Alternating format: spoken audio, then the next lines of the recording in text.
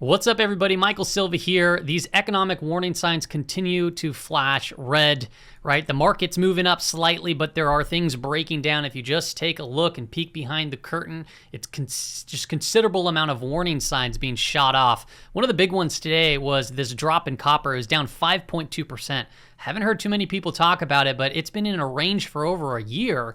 All right, this reminds me of what the IWM was doing before we broke down and started heading lower. But if copper continues to just, tank to the, downside, start looking at the pre-COVID high for a potential bounce area, but that'd be a large fall. Now, why is this, an economic warning sign? Well, copper, it's considered a gauge of economic health because it's a main input to, infrastructure projects, consumer goods, and even into the green energy transition. But another thing to even pay attention to here, this is why they call it Dr. Copper, an economic indicator here. But another thing to pay attention to is just the ratio from copper to gold, these two different metals, right? One's more of a safety metal, right? And then you have the more infrastructure type metal, which is copper. And this current ratio took a big hit to the downside, indicating that, we could very well be heading into, potentially stagflationary environment, which we're feeling the effects of as of right now. But this ratio, it's really closely linked to business confidence. And you can see that because if you take just a glance at this chart, this is a 10-year chart, right? And if you compare this to ISM manufacturing, you'll notice a very strong similarity. So using this as the barometer for business confidence, take a look at these three humps and it's pointing down here. Three humps right now, it's pointing down here. So if this copper to gold ratio continues to head lower, it's likely that business confidence will follow. So that is something that we're going to continue to track here going forward. Now, we're going to get into the index products here momentarily, but one of the big things to focus on is going to be the dollar. The dollar has had almost a perfect inverse correlation to the equity markets. You can see dollar up, S&P 500 goes down, all right? And you can see here, dollar shot up, S&P 500 got hit hard to the downside. Now we're starting to see that S&P 500 kind of creep its little head back in. But what is the dollar doing? The dollar's just creeping its head back in here too. This is just a consolidation. The difference between the two is the dollar's consolidating in very bullish context, where the S&P 500 is moving up in very bearish context, as shown here with the lower highs and the lower lows. If you take a look at oil was also once again down on the day. However, it is still holding on this trend line. You can see here clearly an indecision type candle. So oil can very well potentially produce a bounce here in the very near future. So that is something to be mindful of. This was a big hit to the downside. It's overall, I'm not even going to call this, it's technically bullish context, but I'm going to consider this more neutral given this current fall, and then also just looking at this channel that it's been in here like so. So right now it's more neutral to me. We'll continue to monitor and see what takes place here. Another thing to pay attention to is a larger time frame of oil. This is a monthly time frame, and I pointed this one out before, but when you take a rate of change, we're looking at it basically a 12-period rate of change, right? So a yearly rate of change, because we're looking at the monthly time frame. You can see here when the rate of change reaches up to this, around 100 level, you can see, and then it starts backing off. It's produced some significant financial crises, right? So that 1987 crash, 1990 crash, dot-com bust, financial crisis, and you can see here we got way up here. We continue to hold, and now you're starting to see the rate of change kind of take down a toll a little bit. So do you think we're going to really come unscathed from this gigantic rise in oil? Because people are already feeling the pinch at the pump as it stands right now.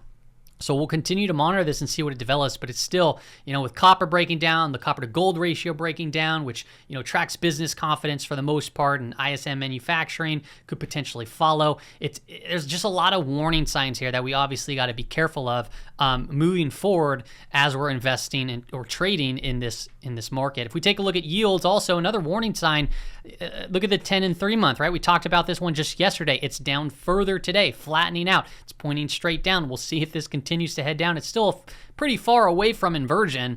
But, the other curves or the other yields have been inverting, and this one, it's down slightly even more, and it's not too far off from inversion. So it could be one event that sends the 10 and 2 back into inversion, and it could be, a very quick event too for something to potentially invert this curve here too. So we'll continue, like I said, to monitor and see what takes place here. Now, the market, it's starting to bounce, right? We've been talking about that. We pointed out these BP charts, and the reason why I point these out is because it gives a good indication as, you probably shouldn't be shorting right here because, things are getting very bearish. And this is one good gauge. I like to use this for the shorter term, but the BP-SPX chart, it's now working off that oversold condition as the market is rising. It's not just the BP-SPX, the BP-NDX is working itself off, getting back above 50. All right, the Dow Jones Industrial BP chart, it's working itself off. What do you know? Go figure, right? These charts, they work really well for these shorter term kind of positioning. If you look at energy obviously has been getting hit hard to the downside, right? Oil has been getting hit hard to the downside, but this is some, extravagant low readings right here as we're seeing based off of the BP chart. And, there's less equities, obviously, in the energy sector. That's why it looks kind of funky, just similar to the Dow Jones Industrial, how it's kind of like chunky. It's because obviously there's less equities in that index product. But needless to say, it's pretty overextended, so it's highly possible to start seeing some sort of bounces come from these big oversold conditions. So that is one thing that I'm paying attention to moving forward. The financial sector too as well had a positive divergence, right? And now it's starting to work that off a little bit. You can see it was overextended to the downside, and we're starting to see a little bit of a rally come from that. The technology BP chart, you can see it got overextended. We're starting to work itself up. And it's not just the BP charts. If we take a look at, what are asset managers doing? Let's look at where money's at, Ridex, right? It's pretty bearish, like very bearish, right? We're at 19.86 as the current reading. So, we're not like up at 100, where we're full bull mode, max long plus, right? No, we're at 19.86, which is a reading that we haven't seen for quite some time, right? I mean, it was right here, but really, it's reaching these levels that we saw more towards the COVID low. So you can look at this as a potential contrarian indication, but just be mindful that, hey, like volatility still remains high and elevated. The Nasdaq volatility, Russell volatility, it's still well into the 30s. The VIX came off a little bit, but still, be careful. If you take a look at the summation index, it's still well below zero. That positive divergence we talked about, right? Market's moving up a little bit. So this is how we tactically play this. You can see the parabolic SAR is still indicating a bearish trend on the summation index, but we do start to see a little curl here. So we'll see here coming into the end of month and end of quarter and a holiday, where volume's typically lighter, you could very well see some sort of rally, suck some more people in, and then we'll see if the trend continues, obviously in the bearish direction.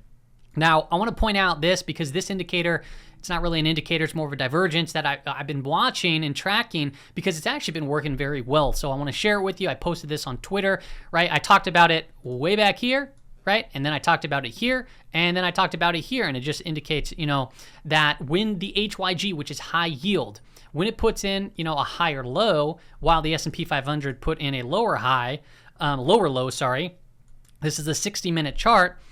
It tells me that, hey, these usually correlate strong with one another. So perhaps the bond market is, they say the bond market's smarter than the equity market. Well, perhaps the bond market is signaling to us that, hey, there might be strength coming into the S&P 500. And, you have a positive divergence here. It moved up. All right. But then the S&P 500 put in a higher high right here. Okay. But then the bond market said, no, I didn't make a higher high. So that's negative divergence. And what do you know? The S&P 500 fell down to the downside.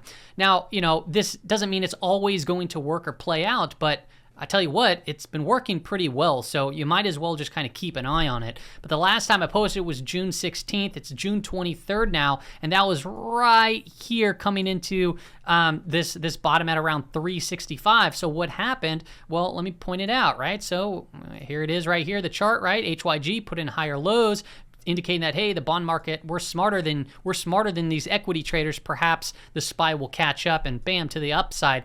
You can see here it moved itself on up. So it's looking good so far. But overall, if you look at HYG, right, we talked about it when it was coming up into this trend line, and then it got just completely smashed. I did play a short. It wasn't the greatest positioning, but I did get in right around here, and I played it down think to right here, and then I closed out the rest right around. It was in these areas right over here. It was about 2 to 2.5%, 3% gain. I'm rambling on right now, but what you're seeing right here is a clearly bearish trend. And the market, it's kind of moving itself up right now. Can it go higher, right? Coming into quarter end? Yeah, potentially to around 76. Maybe even this gap to around 77. You have the MACD curling over right here, but just be mindful that, yeah, we're moving up. Volume's declining, right? Especially going into holiday weekend, right? But it was big on the way down. That's bearish, right? So now if we start getting a break on bigger volume and get some distribution, that's also more bearish. So we'll continue to watch that on the smaller time frames and see how it plays out. If you look at the S&P 500, what do you know? We're still there at the expected move. Remember we talked about, yeah, going long in this time because that does make sense given the context, based off the seasonality. Maybe it was pulled forward. We have, positive divergences and so forth, but it's not going to be it's not going to be easy by any means. And today, showed that, right? We gapped up. It looked good, but then it started selling off, got everyone scared, and then it started rallying back at the end of the day. So it's a very difficult market, obviously, to be trading. Where can we potentially go? Well, this 380, that thing is holding firm like a rock right now. So watch that 380 level. If we get a daily close above that, I say we can easily go to fill this gap. That would make sense because there's a lot of just open interest, I guess, built here to potentially, create some, quick momentum type of pop to the upside. Could potentially go higher. MACD is curling over, which is positive. RSI is still below that 50 level. But if we do go down into the 15-minute time frame, right, we talked about this potential for an inverse head and shoulder as we're still holding on this little neckline right here. I'm gonna consider it 380 for the neckline. Like I said, if we start moving above that, it'd be a pretty nice move in my opinion. So be aware of that. Doesn't mean that you can't just forget about tracking risk, right? We're now 3 days above the 5-day moving average. It's still flat, so the longer we hold, it's going to start curling up. That's also a good sign there too as well. Just got to be tactical. If we look at the Nasdaq Composite actually from a 60-minute time frame, we talked about this in head and shoulder pattern, and it broke down to the downside. Now it's like looking into a mirror. Look at it was a head and shoulder pattern. Now we have an inverse head and shoulder pattern. So we'll see here if this just basically means that we're going to be just chopping back and forth here moving forward. If you do take a look at that daily time frame of the Nasdaq Composite, though, this is day 4 now of the attempted rally, right? We have not got a follow-through day as it stands right now, but if we do get, well, I'm looking for a 2% up day with increased volume. That to me would be that follow-through day, which could indicate a bottom. Keep in mind, it does still have a failure rate of around 35 to 40%. And then after we get the follow-through day, we got to start looking and paying attention to distribution days because distribution days can make that potentially falter even more. But, the new closing low right down here is still continuing to hold. So we'll continue to monitor it. It's good that we're seeing this right now, but the overall trend, like I said, still remains to the downside. If you take a look at the Qs came into that upper weekly risk range there too as well. MACD looks like it's trying to curl back itself over to have that bullish crossover. Be mindful, it's still below 0, right? And the RSI is still below 50. Yes, we have that positive divergence right there. So that is a positive sign overall. It's trying to hammer out a bottom, but just be careful here because trust me, the market will do what it can to make you feel like a fool. You could simply just point this out and say, hey, we're moving higher. Yeah, cool. It's on declining volume, right? And we're kind of wedging right here. And it could be, obviously, the move down was on, a nice big move in volume.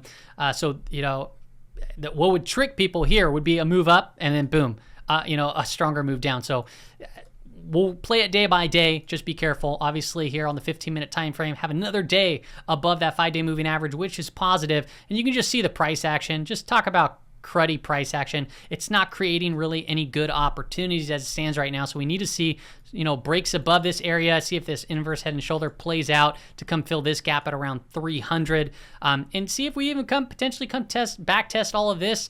When we broke down from this, huge move to the downside. There's trapped supply up here. If the market were to come up here, I guarantee you there's going to be trapped sellers up here that would dump into it. So be mindful of that. If you take a look at the IWM also, right? Almost, trying to curl itself over, not as much as the other index products. And it's kind of flagging right here. We talked about this same thing back here, how it was wedging. all right, on declining volume. Well, now we're flagging on declining volume here too as well. So we'll continue to monitor. It is pretty disconnected from these moving averages, and you typically have these reversions to the mean. So like even if it came up to 180, right, you're still having lower highs and lower lows build. So like I said, we got to continue to just play this tactically. If you take a look at the 15-minute time frame here on the IWM, very similar type structure that we've been seeing. This one looked pretty bearish throughout the day, but talk about a nice big rip and rally like the other index products had. We had that bullish crossover there on the PMO, and then the RSI is getting to that overextended territory, and we still haven't tagged the upper weekly risk range. I think that's possible now that we kind of got through this, chop right here. So we'll see here if the aftermarket hour session, the futures market wants to bring us up into there, maybe potentially early into the day. I know it's too hard to say. The 5-day moving average, it's still declining at this time, so we got to continue to hold above it for this to start curling back over and potentially creating some positive trade setups for the bulls. Be careful out there, everybody. That's all I got for you on today's episode. I'll see you back here later.